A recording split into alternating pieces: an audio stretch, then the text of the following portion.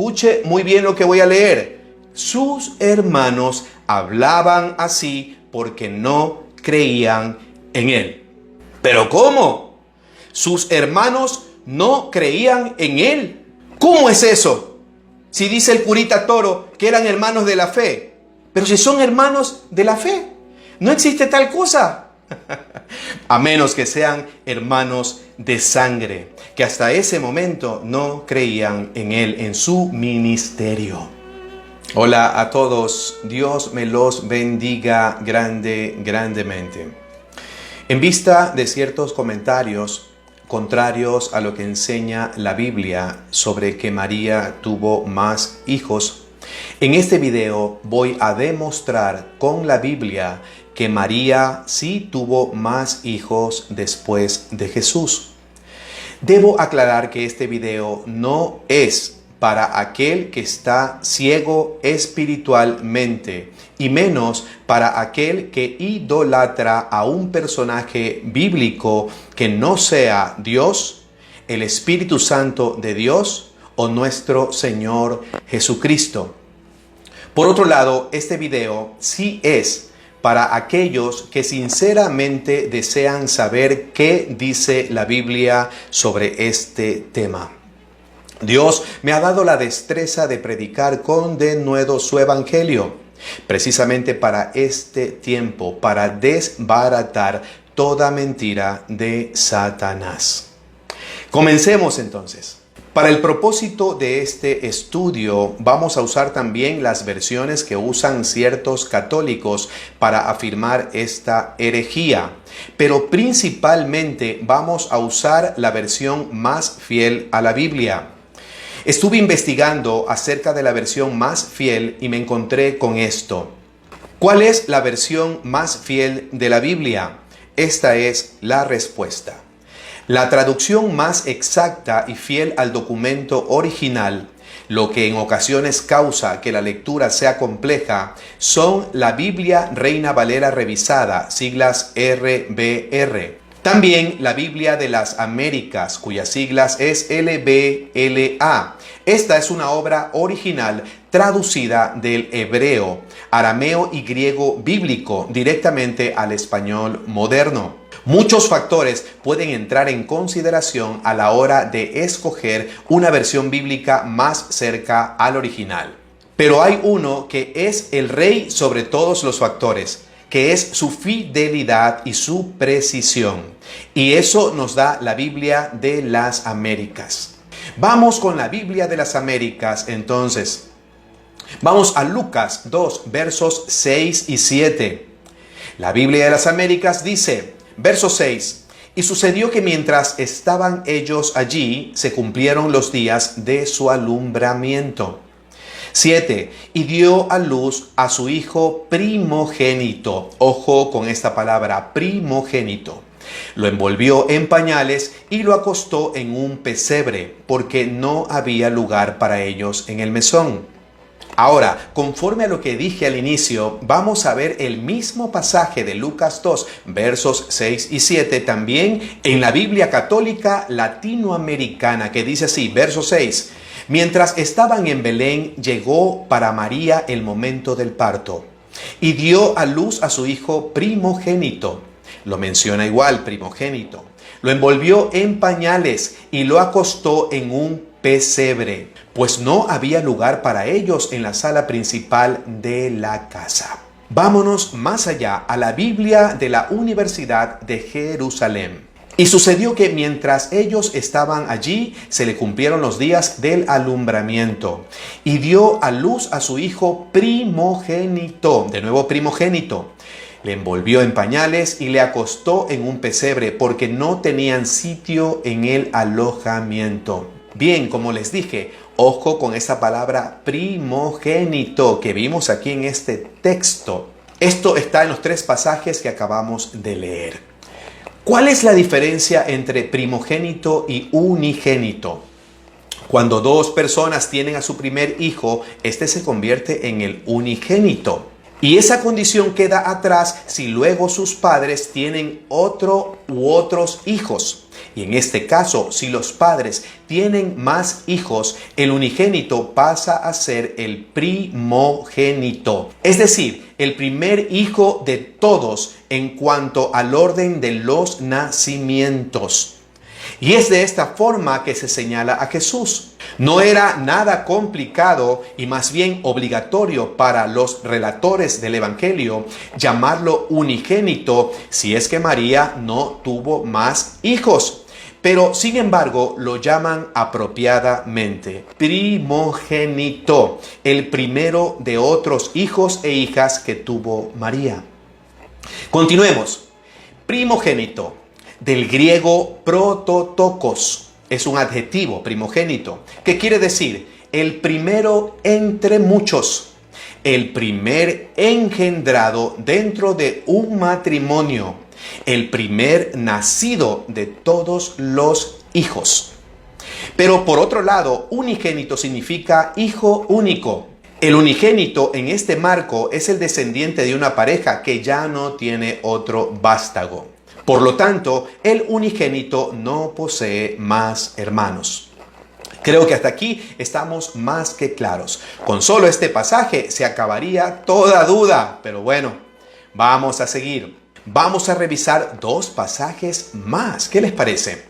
Lucas 8, versos 19 al 21. Otra vez comenzamos con la versión más fiel de la Biblia de las Américas, cuyo título dice La madre y los hermanos de Jesús. Leamos, verso 19. Entonces la madre y los hermanos de Jesús llegaron a donde él estaba, pero no podían acercarse a él debido al gentío. Tu madre y tus hermanos están afuera y te quieren ver, le avisaron. Pero él les respondió, Jesús les respondió, mi madre y mis hermanos son estos que oyen la palabra de Dios y la hacen. Ahora vamos a la Biblia católica latinoamericana que dice así. Verso 19, su madre y sus hermanos querían verlo, pero no podían llegar hasta él por el gentío que había. Alguien dio a Jesús este recado, tu madre y tus hermanos están afuera y quieren verte. Jesús respondió, mi madre y mis hermanos son los que escuchan la palabra de Dios y la cumplen. Este es el pasaje más negado por muchos y alegan que estaban hablando de los hermanos de la fe y no de los hermanos por parte de madre de Jesús. Pero aquí el original se refiere a hermanos, aquellos nacidos de una misma madre. Y esto que voy a decir es más contundente todavía. Aún no se llamaban hermanos de la fe porque la iglesia aún no se establecía. Cristo no había muerto y resucitado. Y además, en ningún otro pasaje antes del establecimiento de la iglesia existe la palabra hermanos de la fe como tal, hasta Hechos de los Apóstoles. Y cuando hablaba de discípulos, los nombraba así, discípulos. Siempre hubo una diferenciación en la palabra entre hermanos y discípulos. ¿No me creen? Bueno, no me crean a mí. Vamos a la Biblia, vamos a Juan 6, versos 8 y 9, que dice, verso 8, uno de sus discípulos, un discípulo de Cristo, y lo llama categóricamente de esta manera el relato, Andrés, hermano, ahora se refiere a esta persona como hermano de Simón Pedro. Aquí el escrito es muy claro en diferenciarlos y aquí está la misma palabra hermano usada en el pasaje que ya vimos. Y este le dijo, aquí está un muchacho que tiene 5 panes de cebada y 2 pececillos más. ¿Qué es esto para tantos? ¿Leyó bien conmigo? Está demasiada clara la descripción en el texto entre discípulos y hermanos. ¿Seguimos con dudas? Vámonos entonces más adelante a Hechos de los Apóstoles, al aposento alto, donde nos encontramos con una gran enumeración y descripción de cada uno de ellos. Lucas lo relata así en el capítulo 1, versos 13 y 14. Una vez más comenzamos con la Biblia de las Américas, que dice: cuando hubieron entrado en la ciudad, subieron al aposento alto donde estaban hospedados Pedro, Juan, Jacobo y Andrés, Felipe y Tomás, Bartolomé y Mateo, Jacobo hijo de Alfeo, Simón el celote y Judas hijo de Jacobo. Punto. Verso 14. Todos estos estaban unánimes, entregados de continuo a la oración junto con las mujeres, coma, y con María, la madre de Jesús, coma, y con los hermanos de él. Menciona muy claramente a María, la madre, y luego dice los hermanos de él. ¿De quién? Los hermanos de Jesús. Más claro que el agua. Pero bueno, no nos quedemos con esa versión. Vamos a la Biblia católica latinoamericana. Verso 13, entraron en la ciudad y subieron a la habitación superior de la casa donde se alojaban. Allí estaban Pedro, Juan, Santiago, Andrés, Felipe y Tomás, Bartolomé y Mateo, Santiago hijo de Alfeo, Simón el celotes y Judas hijo de Santiago. Verso 14, todos ellos perseveraban juntos en oración en compañía de algunas mujeres. Dice, de María, la madre de Jesús, coma, y de sus hermanos. Repito esto del texto, la madre de Jesús, coma, y de sus hermanos, madre del Señor, coma, y también de sus hermanos, los hermanos de Jesús. Y aquí otro punto muy contundente para cerrar por completo esta discusión. Por si acaso alguno diga, pero José Luis, ¿sí se está refiriendo la Biblia a los hermanos de Jesús, a los hermanos de la fe, no hermanos de parte de madre? Pero ¿cómo lo sabes tú? ¿Cómo lo estudiaste, lo leíste, lo entendiste como te lo estoy explicando? No, es que el curita Toro, él lo dijo y él es infalible, a él le creemos ciegamente. Vámonos directamente a este pasaje, pero de entrada vamos a leerlo de la Biblia católica latinoamericana, para que no digan que uso otras versiones. Juan capítulo 7, este pasaje es contundente. Después de esto, Jesús iba de un lugar a otro por Galilea. No quería estar en Judea porque los judíos deseaban matarle. Se acercaba la fiesta de los judíos, llamada de las tiendas. Sus hermanos le dijeron, no te quedes aquí, vete a Judea para que tus discípulos de allí vean la obra que realizas.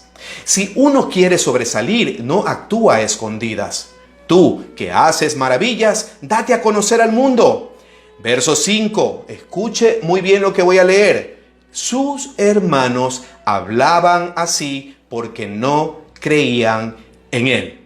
¿Pero cómo? Sus hermanos no creían en él. ¿Cómo es eso? Si dice el curita Toro que eran hermanos de la fe. Pero aquí dice, no creían en él. Pero si son hermanos de la fe, no existe tal cosa. ¿Qué clase de fe es esa de estos hermanos que no creían en Jesús? De estos hermanos de la fe. No tiene sentido, ¿verdad? A menos que sean hermanos de sangre, que hasta ese momento no creían en él, en su ministerio. Más evidente, imposible. En conclusión, la verdad bíblica señala que María tuvo más hijos y punto. Y hay muchos versículos más muy claros, muy contundentes. Pero solo me quedé en tres. En tres porque me parece más que suficiente.